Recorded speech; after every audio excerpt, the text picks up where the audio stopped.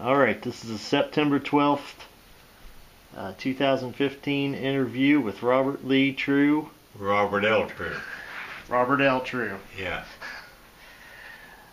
Okay, what are your earliest childhood memories? Oh,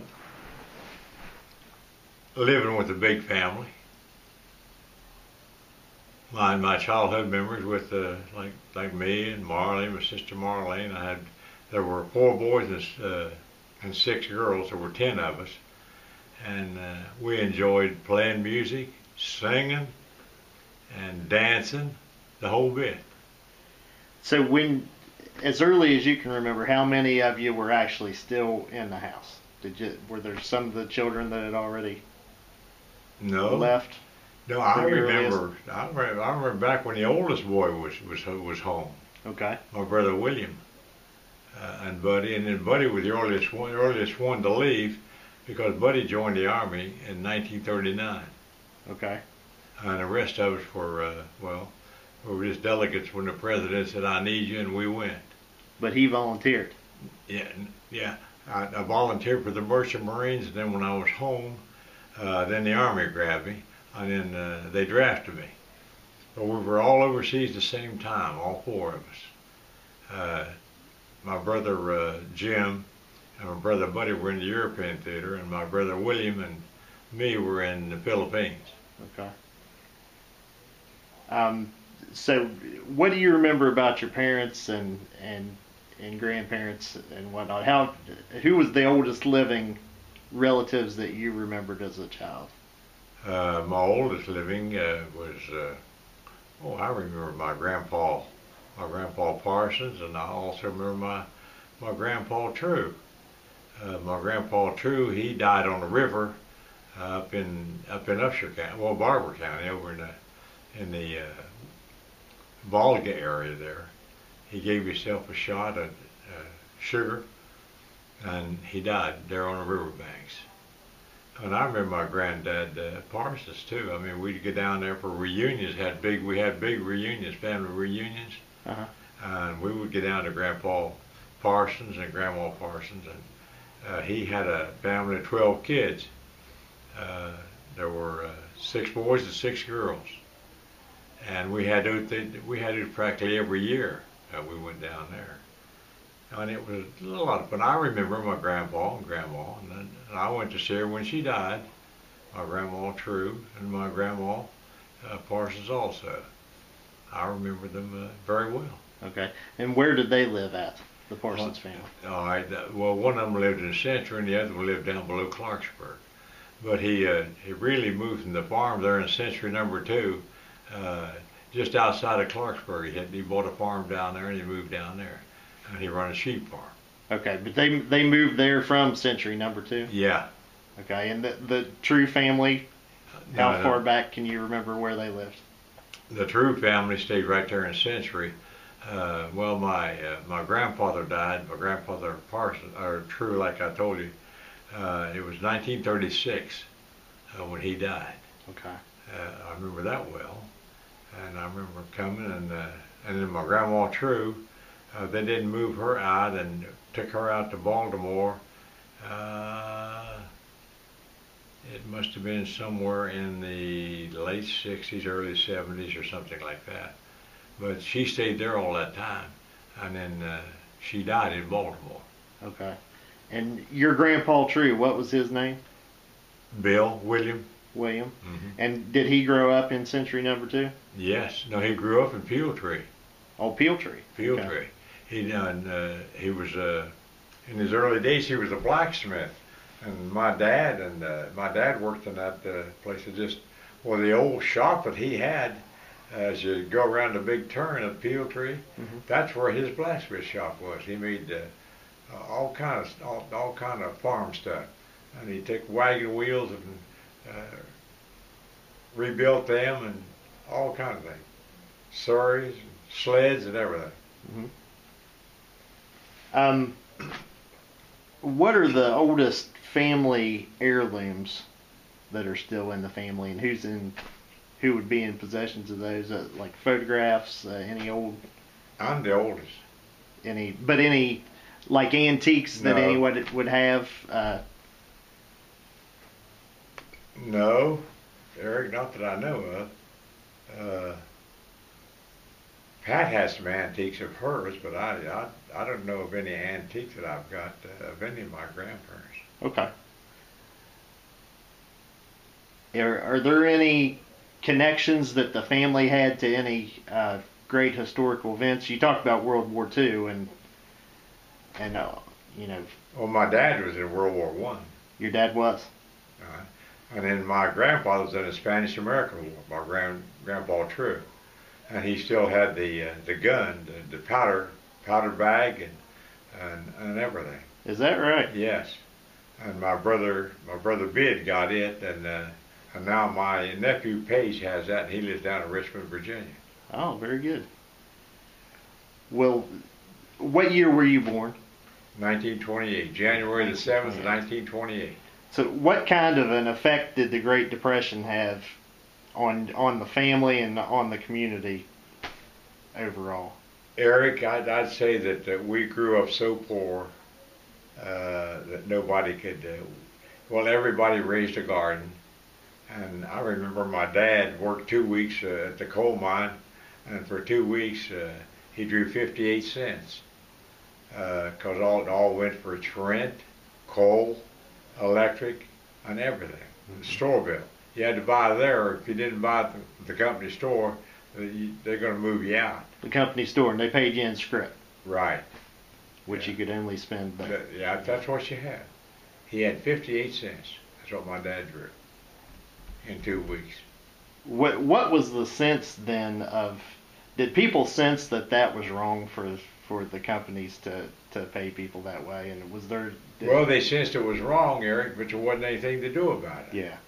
I mean, there was no way of getting out. I mean, like I said, in Century there was all big families, and there was no going anyplace else, because if you go anyplace else, it was the same thing. Like Galloway was the same way, where Dad eventually did go to Galloway, but there was no need moving. We had a cow, and we had gardens, and we survived. It was one of these things, where I'll give you potatoes and you give me tomatoes. Or I'll give you corn and I'll give you beans and you give me beans. It was one of those kind of deals. Uh-huh. We weren't the only poor ones. I mean, everybody was poor. Everybody was poor. I remember my first year in high school, I remember I had a pair of pants, and I had holes in each one of the seats. And my mother took part of the cuff out of the pants in the leg cuffs and patched those little holes in my pants, and you couldn't tell them. Every night I came home from school, I pressed them, and you didn't even know there was 2 holes there. Mm-hmm. But it was what we had and what we lived with.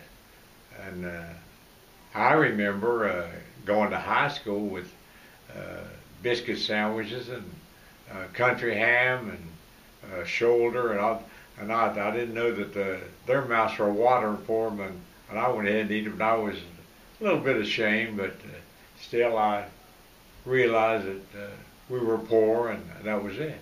Uh-huh. You learn to live with that. You learn to live with it, and you whenever you get out and you started in life. And I remember I said, I went to a sophomore in high school, and in my sophomore year, I just left out. It was just too daggone bad. And I left out, and I went to a welding school in Clarksburg. And I went to that welding school, and from there, I journeyed down to Newport News, Virginia. Went in, got a job. First, I said, I've got to educate myself, so I'm going to do it. Went to blueprint school. I graduated from blueprint school. I graduated from welding and burning school and architecture. Got a job in the shipyards with the shipyards, and worked up to, I just worked up to a parts man on building the ship, bulkheads and stuff there. Made good money. Then of course, like I said, I came and joined the Merchant Marines. And I was in the Merchant Marines during the war. Uh, we left San Francisco. We didn't know what was going to happen to us. And we traveled 31 days on the water. And in the Merchant Marines, we knew that the submarines were going to be looking for us because we had all the supplies that they were going to have: tanks, and ammunition, and guns, and tanks, and well, everything. We hauled everything that the American soldier needed, and we were in danger all the time in the Merchant Marines. And so they assembled a ship crew in the island of Elithia, and there were 172 ships involved in that convoy. And we were going to start, and we were going to wipe everything out, clear into Japan. That was the idea. We didn't know it at that present time, but we didn't know what they were going to tell us. But that was the whole idea. And on August the 15th at 5:20 in the day, they announced that the war had ended. They dropped the atom bomb, and the Japanese declared the war over with. And MacArthur came on board ship, not my ship. He came on board the USS Missouri, is the one he came on. And the war was over. And then when I did come home, that was Christmas of 1945, and I decided to stay just a little bit longer than what I did, and so I lost my ship in Seattle.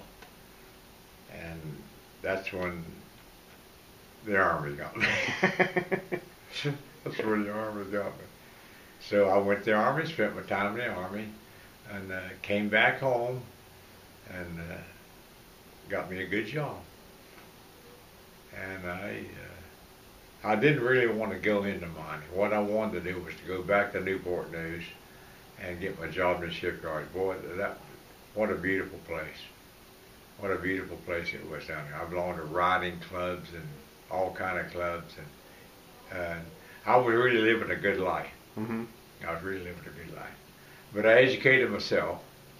Then I came back and I went to, I took civil and mining engineering, and I had 2 years of college credits that I could go from being in the Army. That's right on my discharge. So I spent those with especially math. I had all the math that I could get. I got in those 2 years. But I did a lot of surveying, and then I went to work at Bethlehem Steel. And Bethlehem Steel, I think, was one of the worst places I ever worked. And I left and I took a job at Jack Shaw's mine over in Upshur County. And finally I became superintendent of that mine because I had the engineering and I had the experience. And what year was that? Let's see, Eric. It would be 1957. 1957, okay. 1957. And I went from there. I worked there 4 years. And R&P Coal Company, one of the biggest coal companies in the United States, I guess. They had heard about me, what kind of a miner I was, and they called and asked if I would come for an interview. And I went to Indiana, Pennsylvania.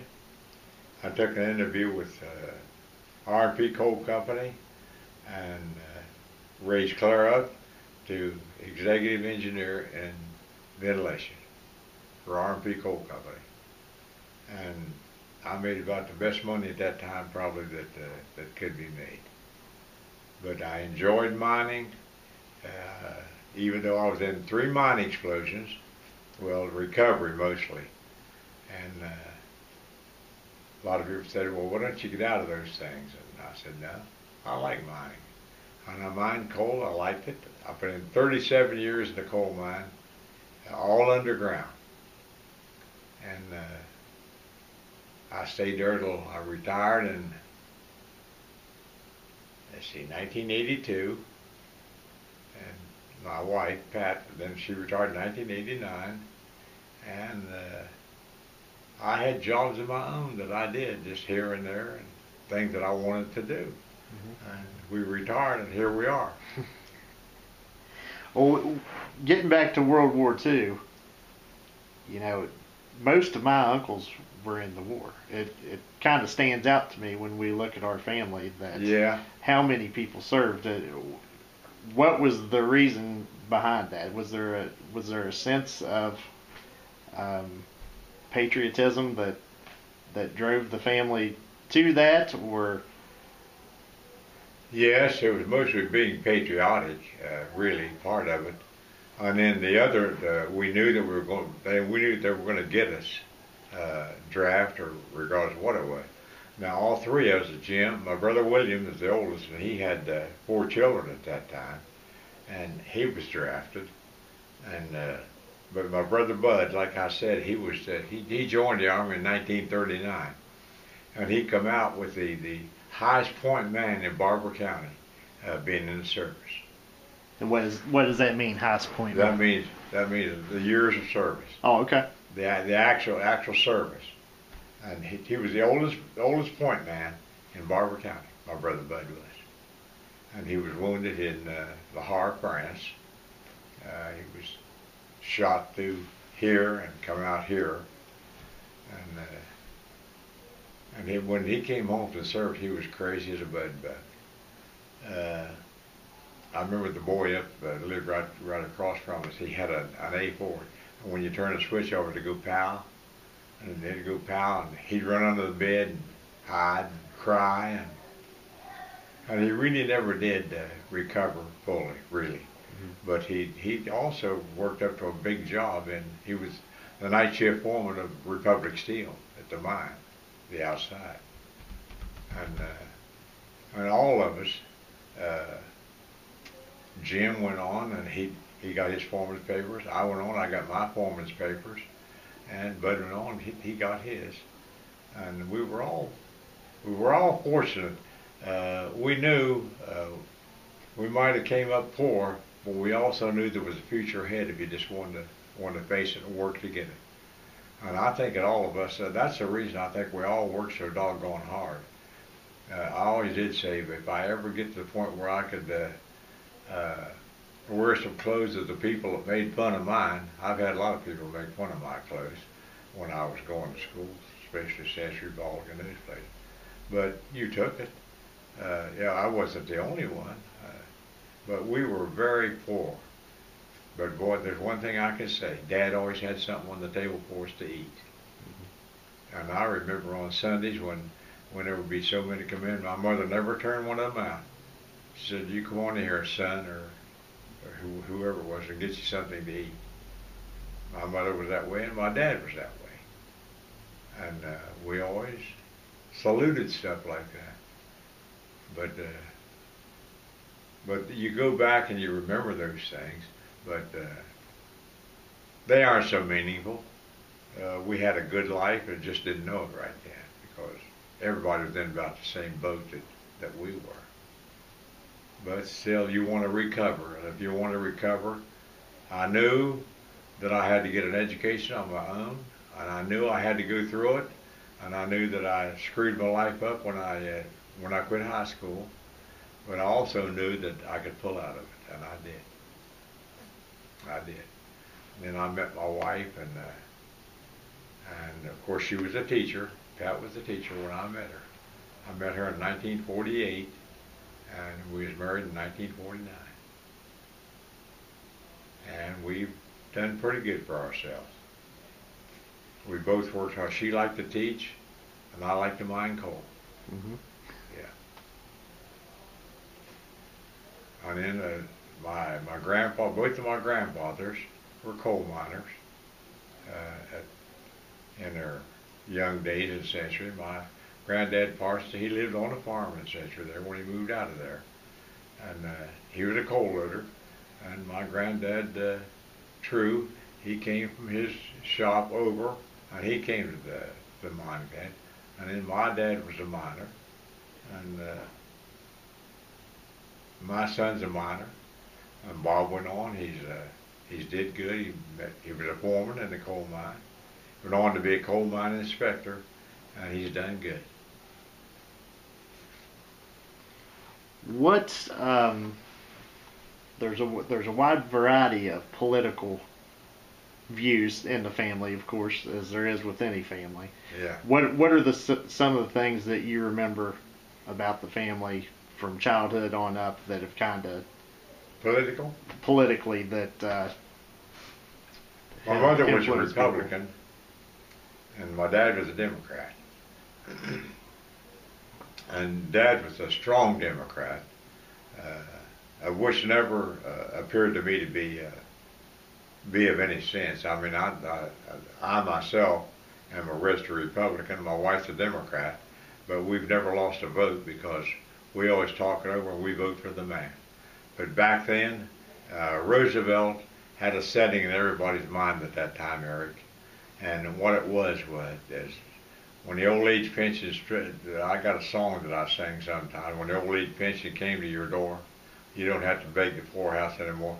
I remember my grandmother got a check when I was staying with her in the summertime. She got a check of $12, and that's what she lived off of. And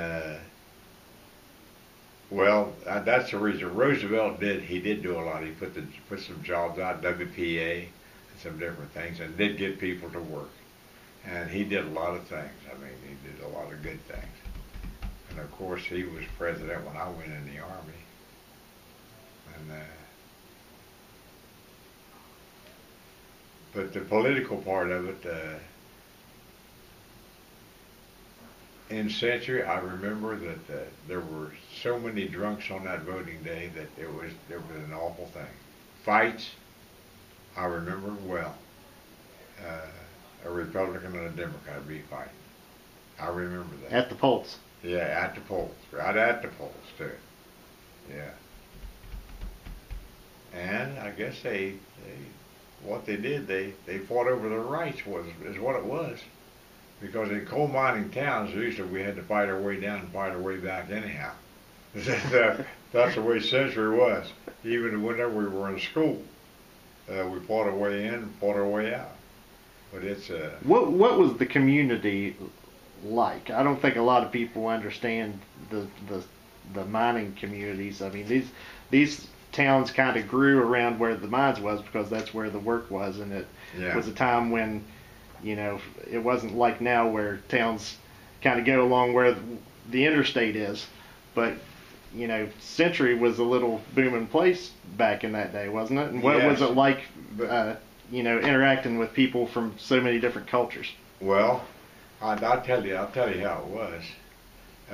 Back in those days, everybody, I mean, it was fight. There's no doubt about it. There was moonshine, homebrew. There were just so many things in Century. Because they were only working 1, maybe 2 days a week. And they'd go out and work on farms, pick strawberries, pick cherries. I went right with them. I'd pick strawberries and cherries. I picked cherries 7 cents a gallon. And I picked strawberries 7 cents a quart. 5 and 6 and 7 cents a quart. But older people were working right along with us. But they would get in arguments. There'd be a bunch here playing poker with just matches. Be a bunch playing poker here maybe with pennies and different things. And after the thing was this: they didn't have money to buy alcohol, so they made it. Mm-hmm. They made their own wine. They made their own homebrew, and that's the way it was.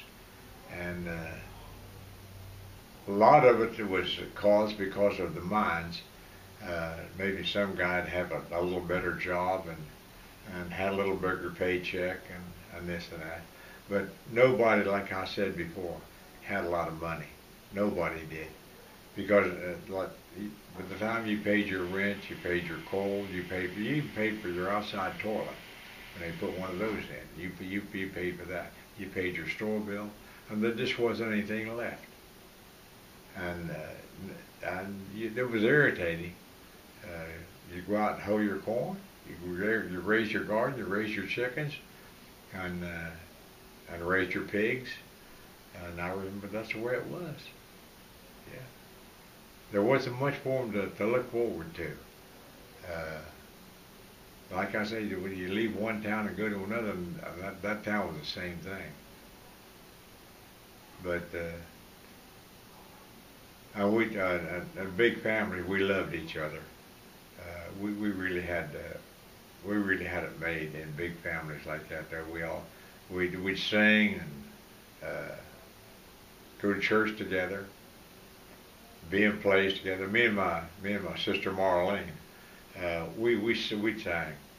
She and I were best friends, just like this, all of our lives.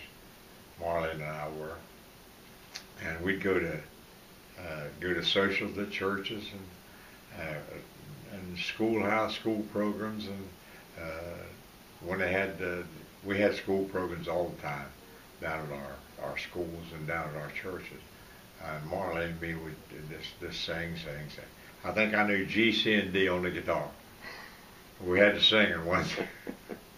But we would. I had an old guitar that Paul Kelly sold to me for $2.50. I'd worked, and Paul Kelly said, "Well, I'll tell that to you whenever you've got $2.50." And I worked up to $2.50 and bought that little old guitar that me and Marlene sang with. Little old guitar. Well, we had a joyful life. We had a good life. We sang together. And of course, me and the boys, we'd have little scraps too, right in the cornfield. Well, tell me what you remember about your mother. What was she like? My mother was one of the sweetest people and the best singing voice of anyone I ever saw in my life, and the most beautiful woman that ever walked the streets of Barber County. She was a beauty, I'll tell you that, and a hard worker. She was a hard worker. I remember Mom when she washed with a washboard like this, and she'd iron them shirts up with that starch until they just stand up by themselves. Mom was a hard worker, and there was always food on the table. She'd get up every morning about 4 o'clock, and got that wood stove going, and of course Dad's bucket was packed. And then my brother Bid, he started to work in the mines even before he got married, and she'd get them off, and then get us kids off to school. And Mom just work. And she taught her daughters the same way. Mom taught her girls, and Dad taught us boys. Dad taught us how to work, and we did work. If my dad said hoe corn, you better hoe corn. And he never had to use a strap or anything on any of it. And Mom would get irritated sometime, and they was in church one Sunday, they was talking about what's the best thing you learned about your mother. And I said, well, my mother was the most accurate person with the washcloth that I ever did see, because she smacked you right in the let you have it. But my mother was a great woman, and they called when she'd go to church on Sunday at Century, they called Lucy and her little ducks. There went Mom and all of them going to church every Sunday. Mom took them out. Mom was the leader of the family, really. My mother was the leader. And she saw at Christmas time that, I remember she said, I wasn't very old, probably 7, 8 years old, something like that. And Dad didn't have any money to buy nothing. And I remember Mom would take socks and ties and different stuff like that and wrap them up, and that was our Christmas. That was our Christmas presents. But of course we had, the union gave each member of the family, each member of the family got a pound of candy. So we had plenty of candy. We had plenty of candy, and each one of them was an orange and a pound of candy. So each kid got that, and we didn't have to worry about candy for Christmas or anything like that. We had plenty of it. And we had plenty to eat too, because we butchered Dad butcher pigs every year, and we had plenty of meat to eat. We had plenty of food. We had cows, we had chickens, and we lived a pretty good life as far as eating and keeping the family going. But my mother was the boss. She was the head honcho of that family, and I know that she did everything she could. I've heard them say that she sat in a rocking chair, and Bob's got my mother's rocking chair now, and said she sat in a rocking chair, and all four of us was overseas, and of course Buddy got wounded, and I think Jim got the scrapple in the neck, and they said she'd be sitting there taking our letters, just reading them, and tears just rolling down until her dress was practically wet. And sometimes we often think that that one of the reasons why she died so young. Hard work and worry, but that's about the end of it. No one had a better mother than I did. She was very religious. I think she went through the Bible 7 times. And she could quote that Bible to you just like reading it. And we all loved her. What kind of a role has faith played in your life? Did Satan play? No, what kind of a role has faith played in your life? You know what, let me tell you. When I gave my life to Christ, there was a revival out of Rock Ford. Not Ford Run, Rock Ford out here. And I went to church, and everybody was saying, Buck, you've got to give your life to Christ. You've got to give your life to Him. Well, I went one time, nothing happened. 2, 3 times, nothing happened. And the preacher was preaching, and he said, now if you think the Lord, just because you come to the revival and your life's going to be saved, that you're going to be okay. He said, that's not so. And and here's what he went through. He was preaching from the book of Romans, and I think it was either the 4th or the 5th chapter. And he said, righteousness is collectively, you're asking for all of your sins to be forgiven. And through righteousness, it leads to faith. And faith gives you incentive. Incentive gives you the way and will of God. And then you can truthfully say, and now I can rejoice in tribulation because I know that God is the base of my life. And I never after that, Jesus Christ coming into my life gave me an uplift that I don't think that ever has done any more for me than God has. He has kept me, Eric, on a path of righteousness ever since. I mean, I have done everything the way and the will. I'm a certified lay speaker in the Methodist Church. I gave my life to Christ. My wife and I, we have never, oh, sure, we have our little ups and downs too. But my son never has seen me smoke a cigarette. He's never seen me drink a bottle of beer. And that, I honor myself with that. And I've led so many people to Christ that I rejoice every night by praying to Him and praying for others who need Him. In prayer, in life, in way, in will, in everything. How much it means. And how many people have called me and want to talk about Jesus Christ. I go into people's homes, and I went to one lady, she was in a wheelchair, and she said, Buck, I can't get to church, but I want to give my life to Christ, I want to be baptized.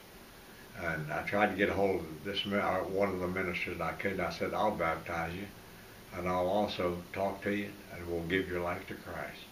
I was called to Bealington to one of the boys that used to work for me. And his wife said, Buck, I want you to talk to him. And I did.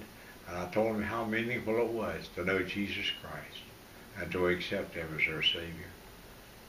And he gave his life to Christ. And so many people. I had one man that gave his life to Christ right in my truck while we were driving. That was Paul Goodman. I don't know if you remember him or not. State trooper here. He gave his life to Christ right in my truck. I talked with him till the tears rolled down his cheeks. They rolled down mine too. But Paul gave his life to Christ. And I've knelt at the altar in these revivals down here and helped so many people. And I was commander of Billy Graham's over Clarksburg at the Coliseum. I was floor chairman of his revival over there. That was an honor. That was one of the greatest things. And I don't know how many people was in there. I mean, and here I was, little old Buck True, floor chairman of Billy Graham's crusade. That's one thing that I always remember. I always remember that. Yeah. And what year was that? Do you remember? Let's see, Eric. I'd say it must have been somewhere around probably 57, 58. Let's see, where was I at? Of the Jack Shaws, I think. So it'd be about 1957. Okay. About 1957. I sure it was before that because Pat and I went and joined our church down here in 1952 or 53. And no, sir, you know what? It was 1951.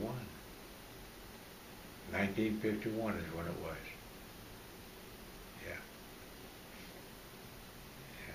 Yeah. And I've always, we've been blessed. Pat and I talked many, many, many times at the table here, and all of what God has done for us, and how rejoicing it is to know that Jesus Christ is my Savior, my Lord and my Savior.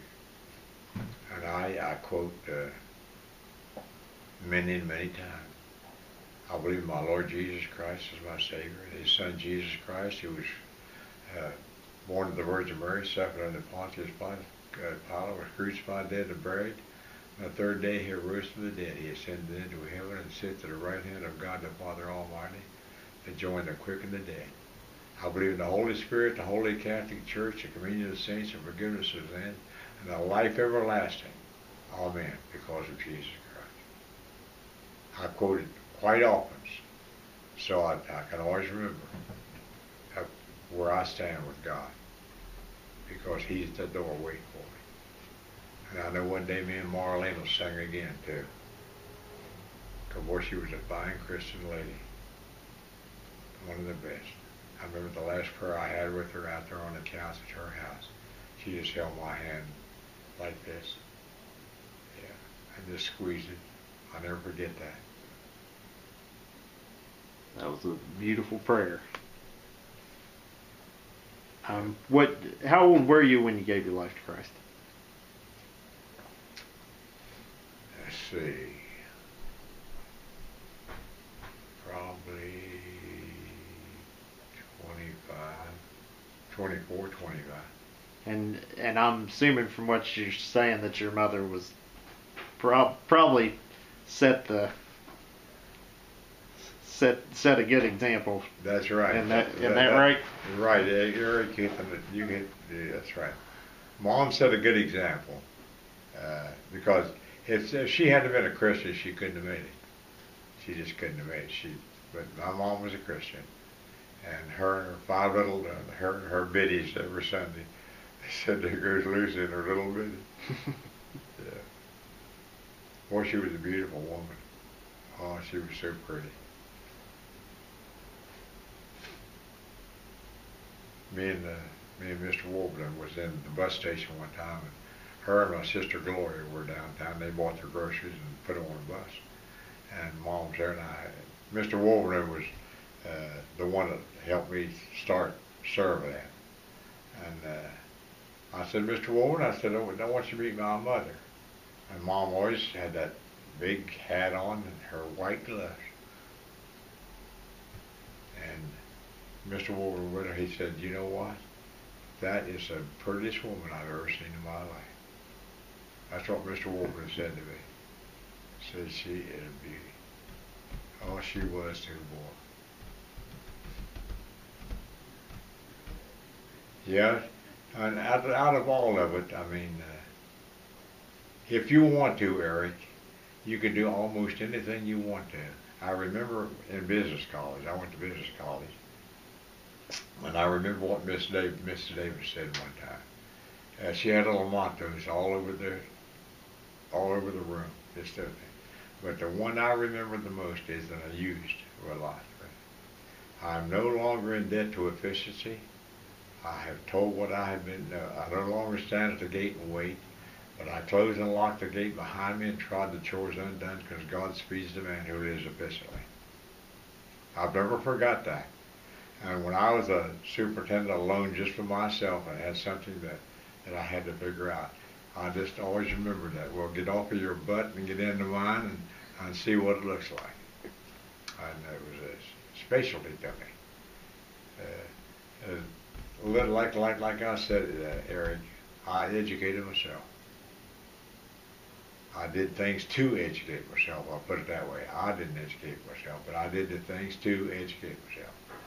I got my civil and my mining engineering. I went to business college, and there's just all the things that I've done, and I've had a wonderful wife to push me along. She's been right there with it. I've been with her, and she's been with me, and we've had a good life, and we're going to continue that life till we go. I've never seen a couple happier together for longer than you and your wife. So what's the key to that? The key to it is, I'll tell you what the key is. It's this. Yes, dear. For one thing. But the thing of it is, you're never going to hear this again. She and I were baptized together, immersed, holding hands.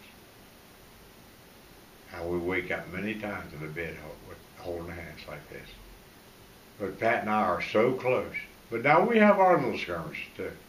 But Pat and I are so close that nothing could ever tear us apart. We gave our lives to Christ. We promised Him. We go to church. We try to give of ourselves to others as much as we possibly can. And we have done that. She done that as a teacher, and I've done that as a mind woman. I've helped many men cross over, and she's helped a lot of people cross over too. But we love each other, and we like the same. When we go on vacation, we want to go where there was activity. Go see some shows, and we Western Square dance for years. And we'd go to Nashville every year. We went down there for probably 10 years, maybe 8, 9 years, something like that. And there was one year we went. Now wait, this was at I believe that's where it was. And there was 28,875 square dancers from 13 different countries in the United States. And those people from different countries, they couldn't even talk to you. But yet when the square dancer called the call, they could dance. Isn't that something? That's something, yeah. But Pat's love and my love for each other, I mean, we're always there for each other. We're always there. There's nothing mine or nothing hers. It's ours. That's the way. It's ours. It's not. We got a little bad account down there. It's our account, not hers, not mine. But that's the way it is. And Bob's almost like us. He's pretty close. He started back to church, him and Kathy. I finally got them in, and they're going back to church, and I'm just tickled to death with them. And I've had so many jobs in the church area and worked so hard that I've taught Sunday school, I sang in the choir. I was chairman of evangelism for 17 years, and I remember one night we was having a meeting, and I said, I tell you what we're going to have to do to increase our membership is start making some visits, knock on some doors, go in and pray with people. And Dr. Hugh Morris said to me, he said, Buck, what are we waiting on right now? Let's go. I dismissed a group, and we started out that year. We took 12 people into the church. 12 people we took into the church that year. And I've had a lot of people. Taught that Sunday school class for I don't know how many years. I taught it when I had 33 in the class. And we allowed you to miss one Sunday. If you missed the second Sunday, we went and knocked on the door and wanted to know where you was at. I loved it. I love the Lord, and the Lord loves me. Yes. What do you have any stories about any of your family that were older that you would want to tell? Oh, I got stories about all of them. My brother Bid, he felt sorry for me when I was young and gone, but he was married at this time, and he brought me down a pair of shoes, a pair of black shoes, and I didn't have any shoes, and Dad just didn't have any money to buy them. That's all there was to it. And he brought me a pair of black shoes, and my brother Buddy, when I was home from the Army, I had a pair of combat boots on. And he said to me, he said, Buck, he said, I wore combat boots just like you did. He said, but I want to make you look like a neat soldier. I'm going to take them combat boots and give you my shoes. That's the truth. Those are true stories. Yeah. And our family was like that though, Eric. I mean, we did for each other. I mean, as much as we could. And there's not a one of us that didn't learn to sing. On Christmas Eve, we'd go to our brother Bid's house and just sing. We were a great family, and we had our family picnics every year, and all the kids would come, bring their family, their wives, and their families, and that yard up there at Century was just full. And Mom would bake and bake and bake and bake. Cook and cook and cook and cook. Our lives were, really, we had a good life for the era that we was in at that particular time. We had a good life. Of course, you didn't appreciate it. And like I told you, we take biscuits and country ham and go clear back in the Coliseum down here and eat. And I don't look back too much on it. I mean, and I don't hold anybody responsible for anything. I haven't got anything against anybody. But I remember some of the people that made fun of my clothes. That after I got started in wearing clothes, I put the suits on. I could have made them look like little ducks. But I didn't. That's all right. Because Eric, you know what he says just as much as I do. You can't hate one of the least of these my children to enter into my kingdom. If you got any hate, you're not going to make it. So just make up your mind that we're all in the same boat. And I keep that in mind all the time. Had some kids over the other day said, "Can I borrow your mower?" I said, "Yeah, there it is. I'll fill it with gas for you." Fill it with gas. the kids are trying to make it, trying to get along, you know. And I told Pat, I said, that's the way it is, and that's the way I am, and that's the way I'm going to be.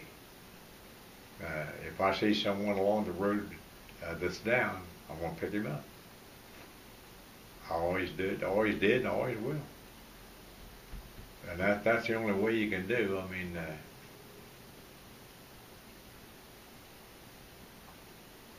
because I know that I know Marlene's up there, and I'm going to meet her too. We're going to meet. Well, she was a Christian boy all the way, 100%. Yep. And there, boy, she thought you were something else. She really thought you were something else. I said, yes, he's a good boy.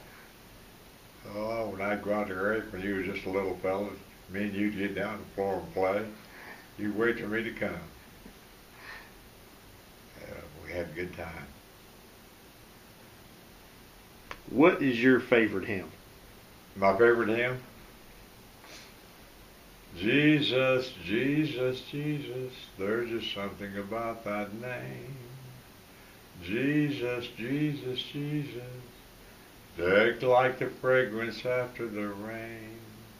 Jesus, Jesus, Jesus, all that I love.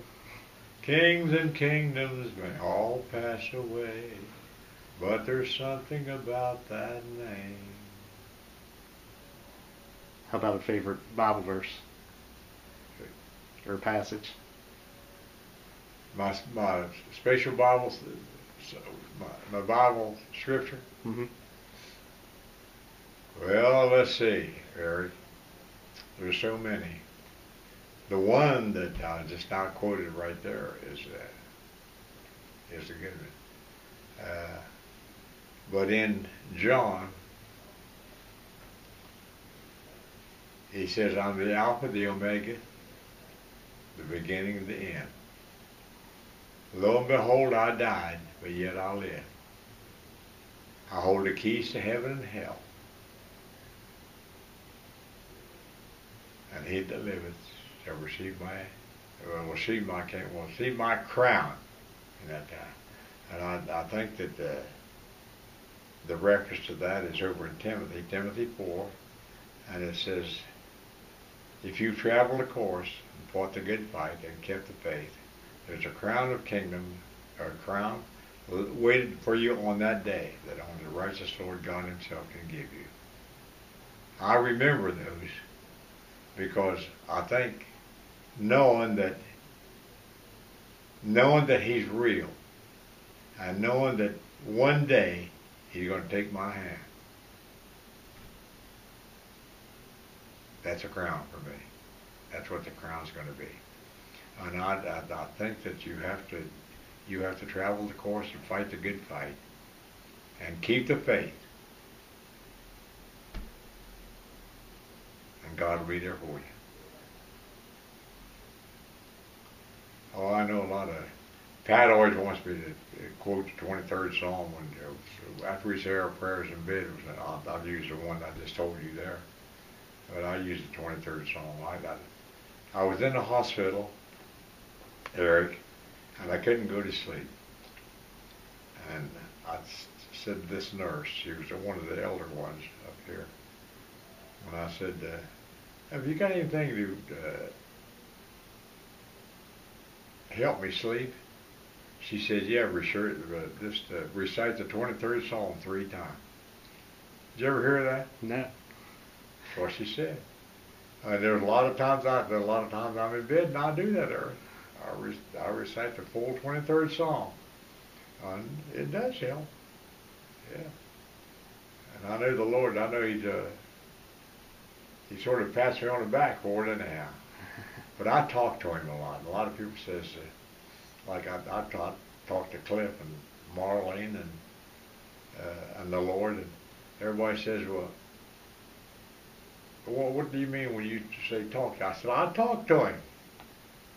And they said, what do you say? And I said, I just talk to him like I'm talking to you. Lord, I thank you for this day. And I thank you for all you've done for me, Lord. And when I'm praying for a lot of people, I mean, I'll pray in a certain manner, and He answers me. But in praying, if you know God, if you want to know God and know Him religiously, you've got to take the imaging and your imagination and the way He has spoken so many times when He came off of the mountain, or when He came back into Jerusalem for the last time. And people often wonder about, in our church we do a lot of hugging, and you remember when He came into Jerusalem the last time He came to Jerusalem, you know, remember He was speaking to the people, and He was, they didn't receive Him. I mean, they ignored Him. And He stood before them and He opened His arms and He said, I wish I could take all of you into my arms and give you the love that God has sent me with the Holy Spirit within you. And I always think of that. That's a good one to remember, is when He came back into Jerusalem the last time. And I remember when He came off of the mountain, when He had James and John and Peter with Him, and they said, we can't cure these people down here. And they gave Him one of them and He cured them. And they said, well, why couldn't we do that? And this is one thing, never forget, Eric. He said, you forgot to pray.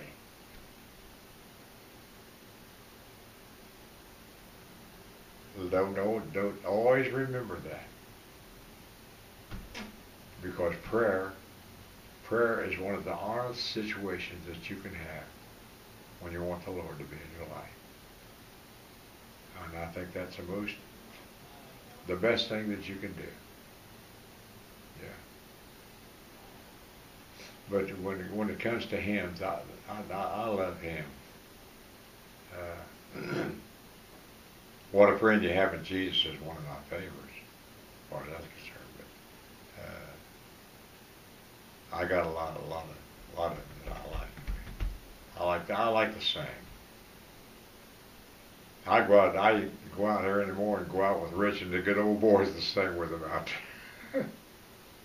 We have a big time out there. Just old country boys. Yeah. But I don't think there's a one in my family that didn't sing, I don't believe. Marion's a good singer too. Marion's good. And Marlene had a voice like my mother. Marlene had the prettiest alto voice, just like Mom.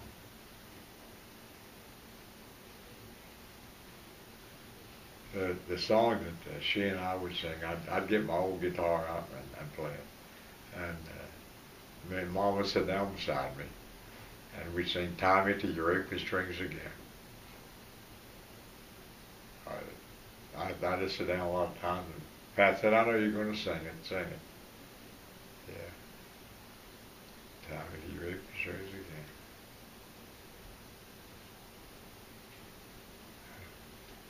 Oh, I've had a good life, Harry. A good one.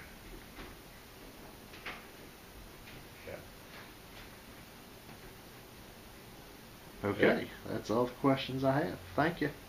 Boy, Eric, I'm glad you came. I want to show you. I got one thing that I want to show you. Just wait right there one minute. I got something here I want to show you. Okay. A piece of paper there. How you doing, Ashley? You doing all right? Yeah, are you doing? Yeah.